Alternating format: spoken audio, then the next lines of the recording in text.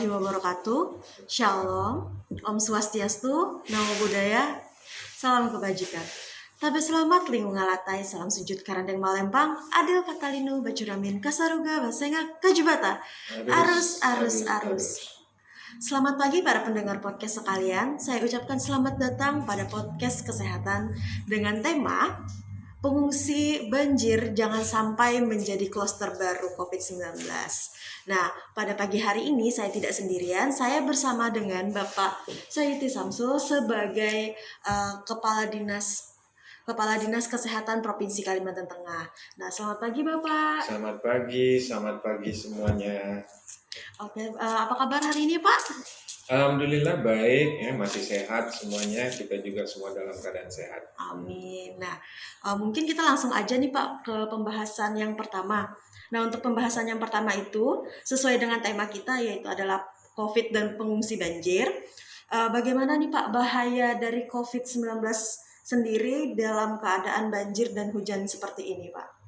Ya, jadi sebetulnya begini ya, COVID-19 itu tidak berhubungan langsung dengan banjir dan hujan, ya, karena tidak. Jadi ini penyakit bukan terkait dengan musim, ya, tetapi mungkin yang perlu diwaspadai itu adalah akibat dari musim hujan dan banjir itu yang menyebabkan beberapa daerah terendam sehingga ada pengungsi. Nah, pengungsi ini adalah titik rawan, ya, dan tempat pengungsian itu adalah titik rawan karena tempat pengungsian itu dengan sendirinya kan terbatas ruangnya, ya, space-nya terbatas, sehingga jarak ideal itu tidak mungkin kita pertahankan, ya, akan sangat sulit dengan segala keterbatasan yang ada.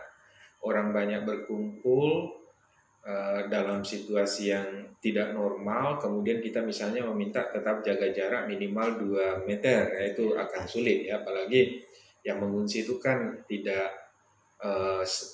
per individu, tapi juga ada keluarga. Nah, keluarga ini kan nggak mungkin diatur jarak dan kemudian tempatnya, sehingga titik rawannya justru di situ.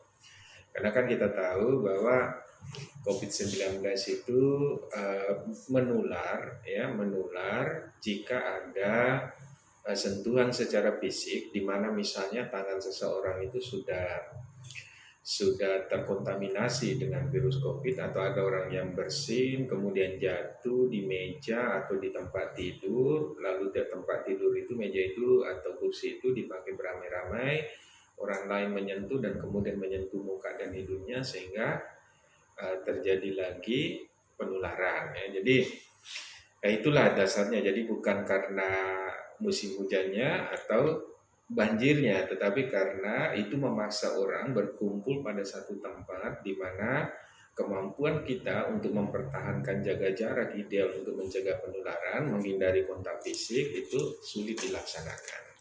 Nah, baik Pak, sesuai tadi kan kata Bapak, dampaknya kemudian potensi untuk penyebaran COVID-19 di posko pengungsian sendiri itu kan sangat tinggi ya Pak. Betul. Ya, dimana seperti beberapa hari yang lalu kami dari Genbi Kalteng juga Pak ada berkunjung ke beberapa posko pengungsian yang di Kalimantan, yang di Palangkaraya. Nah itu Pak yang kami lihat di lapangan itu ada sebagian masyarakat, tidak sebagian mungkin hampir semuanya di posko itu tidak menggunakan masker, kemudian jarak tempat duduknya itu sangat berdempetan. Nah, untuk hal-hal yang seperti itu Pak, bagaimana nih tanggapan Bapak terhadap fenomena yang seperti itu Pak? Jadi kalau kita ini kan bahwa idealnya mencegah penularan itu kan 4M, ya. Menghindari kerumunan, menjaga jarak, mencuci tangan, kemudian memakai masker, bahkan bisa jadi 5M, 6M, ya. Yeah. Tetapi dalam situasi pengungsian, tentu kita tidak bisa menjaga 4M, 5M, 6M itu.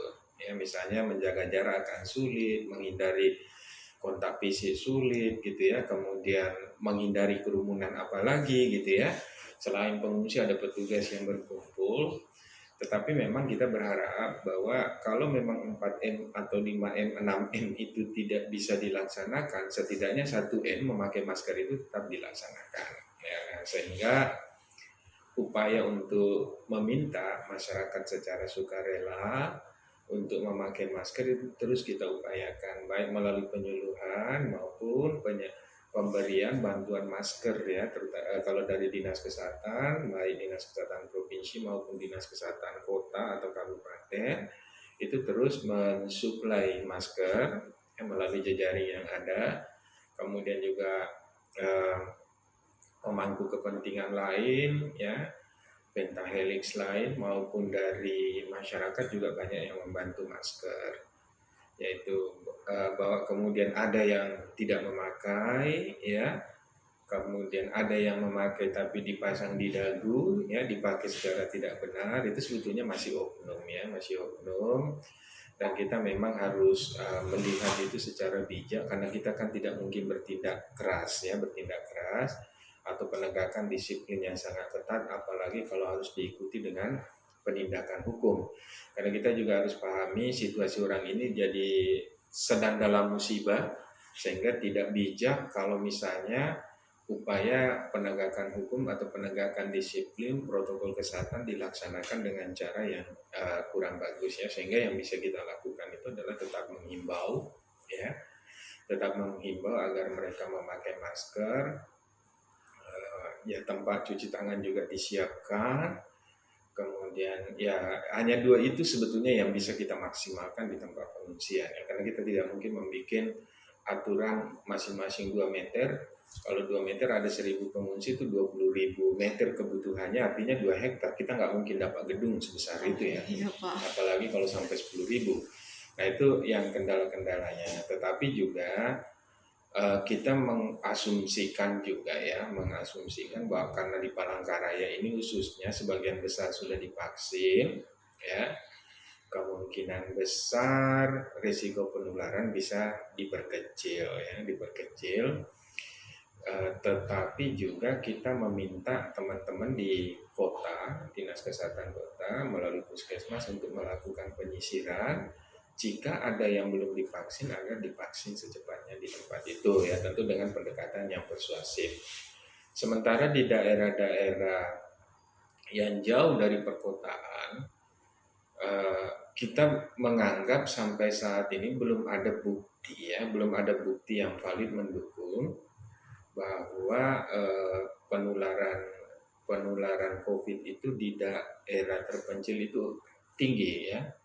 Karena rata-rata justru tidak ada kasus COVID yang ditemukan. Jadi kita mengasumsikan orang di situ masih bebas, kemungkinan yang bawa masuk justru petugas nantinya gitu ya, yang dari kota masuk di sana. Tetapi kita berharap klaster itu tidak terjadi, karena hampir semua petugas layanan publik itu kan sudah mendapat vaksinasi ya, bahkan untuk petugas publik di sektor kesehatan bahkan sudah di booster ya, sehingga kita mengasumsikan bahwa menganggap bahwa mudah-mudahan mereka justru tidak menjadi pembawa virus ya, virus ke daerah. Sehingga saya yakin sih ya, untuk beberapa hari ini banjir, pengungsian sudah ada. Faktanya juga di Palangkaraya yang kita temukan 1 atau 2 orang saja ya setiap hari, bahkan kadang-kadang tidak ada ya, bahkan sering tidak ada. Jadi ya mudah-mudahan tidak ada terjadi klaster banjir, tetapi memang kami tetap berharap supaya klaster banjir itu tidak ada. Maka yang harus dilakukan tadi itu setidak-tidaknya 1M itu ya. Kalau 4M tidak bisa dilaksanakan, setidak-tidaknya semua pengungsi tetap memakai masker. Tentu tidak mudah ya, tentu tidak mudah, tapi kita juga tetap harus menghimbau dengan cara yang bijak, menyampaikan secara persuasif agar mereka bisa memakai masker ya. Karena memang situasinya agak sulit, misalnya kalau dia sedang tidur disuruh pakai masker, tidak terbiasa juga agak susah ya. Tapi ya kita tetap harus terus menghimbau, menyampaikan agar masyarakat tetap patuh memakai masker. Ya.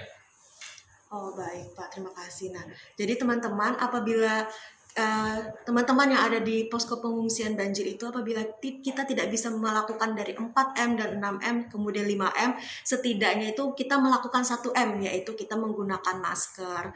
Dan juga ini Pak, bagaimana kan tadi ada Bapak katakan itu ada penyuluhan kepada pengungsi-pengungsi banjirnya. Nah, apakah ada Pak cara untuk bagaimana pendeteksi dari pengungsi banjir itu Pak, mendeteksi COVID-nya itu bagaimana Pak? Jadi COVID ini kan bisa dideteksi melalui gejala-gejala fisik ya. Iya, Pak. Misalnya ada orang demam, ya, ada orang demam, kemudian misalnya batuk gitu ya. Nah, dalam kasus seperti itu kita kan menyiapkan tenaga kesehatan di pos-pos pengungsian. Tentu mereka bisa mendeteksi secara fisik ya. Nah, yang memang agak sulit dideteksi itu adalah yang tidak bergejala. Ya, yang tidak bergejala ini agak susah kita deteksi. Tetapi saya juga meminta dilaksanakan pemeriksaan apusan, ya, apusan lendir hidung, swab orang nyebutnya, itu secara acak ya, Jadi kesimpulannya sih sebetulnya kita tetap melakukan upaya-upaya preventif dengan cara yang bijak karena memahami situasi bahwa saat ini mereka adalah korban dari musibah, dan tentu dalam hal itu masalah psikis, masalah kejiwaan itu juga perlu dipertimbangkan ketika memberikan penyuluhan ya. Kita tidak mau kita melakukan penyuluhan atau kemudian memaksakan penerapan aturan lalu terjadi konflik di lapangan ya. Maka pemerintah provinsi di bawah arahan Pak Gubernur itu juga selain meminta untuk upaya pencegahan seperti itu juga diminta untuk memperkuat proses trauma healing ya. Jadi trauma psikologis terutama pada anak-anak itu dilaksanakan baik oleh sektor kesehatan dan diperkuat oleh pemberdayaan perempuan melalui UPT-nya ya, itu kita lakukan ya. Karena itu sekali lagi kita harus bijak ya menghadapi situasi seperti itu dan tidak bisa memaksakan, karena yang kita hadapi ini juga adalah korban ya, bukan orang yang secara psikis dalam situasi normal atau dia dalam situasi aktivitas normal ya, itu yang harus kita pahami ya. Jadi saya ingin menekankan lagi, kalau memang protokol kesehatan tidak bisa diterapkan secara utuh, setidaknya memakai masker itu yang kita laksanakan ya. Kita laksanakan, dan pemerintah provinsi atas perintah Pak Gubernur itu siap untuk mendistribusikan masker jika dibutuhkan setiap saat.